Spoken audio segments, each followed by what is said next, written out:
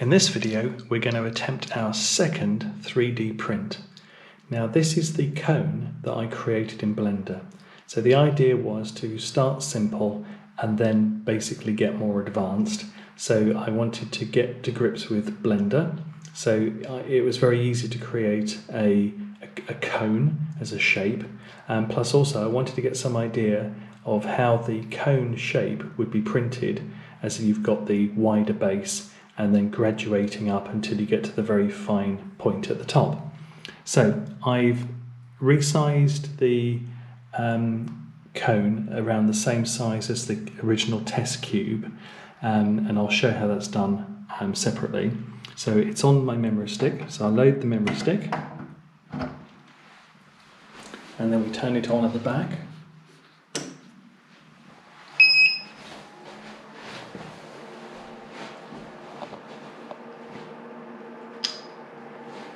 So the bed's in the original position from where it finished printing the cube, so I'm just going to leave it there. We can see that the print head temperature is 21, bed temperature is 21.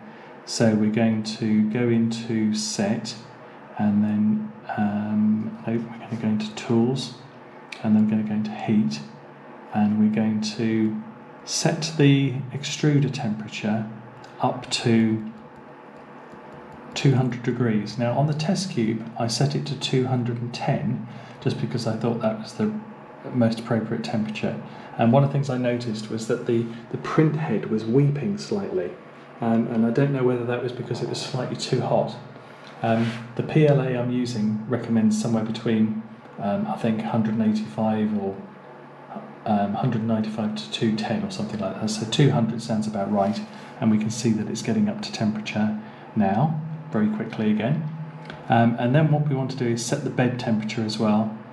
So we wanted that to be 20.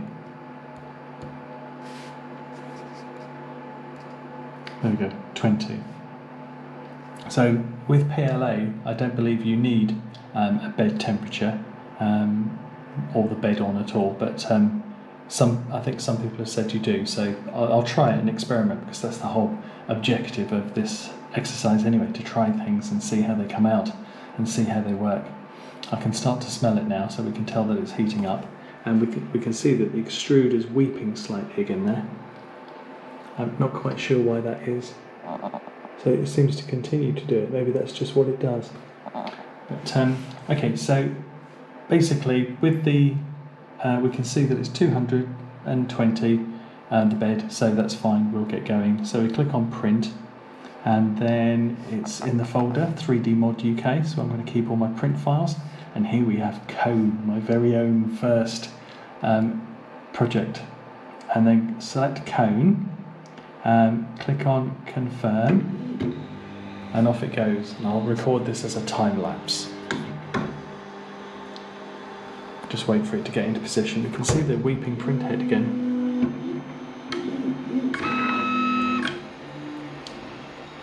Right, so there it goes. I'm going to switch to time lapse.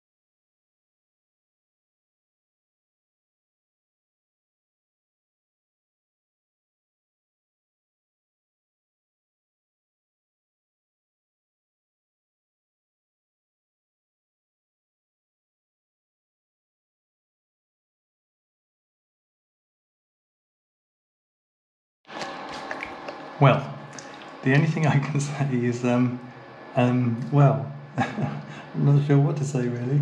So it hasn't turned out as I expected it to. It's meant to be a cone, but it's a rather bizarre shaped thing. Now, it's very interesting the fact that the printer did the base, and as it was starting the base, I expected it to do a cone, because it had created the foundation layer for it to build upon. But then it's ended up like that, and I don't know. So that's basically it. I don't know what's gone wrong. So I've got to investigate. But this is the whole part of the process of trying to work things out for myself, and the fact that I saw a 3D model. It was a cone. I expected it to print as a cone, and it didn't. Now, I can only assume it did the base because it knew that it had to do a support for the base, and the base itself is incredibly neat. So if you look at that fine printing and the honeycomb pattern, that's really very impressive, and it's quite sturdy as a base. And then presumably it just wasn't able to do the cone because it had no support. It had no inner support, so it's kind of following itself round all the time. So rather than a hollow cone, it's just ended up as a mass of plastic, which is a very bizarre looking thing. It looks like a weird little creature.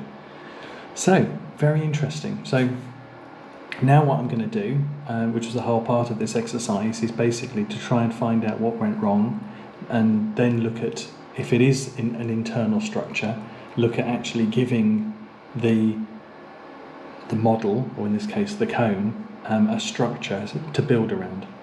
So hope you found this as interesting and as surprising as I did, and I'll be back very soon. Thank you for watching.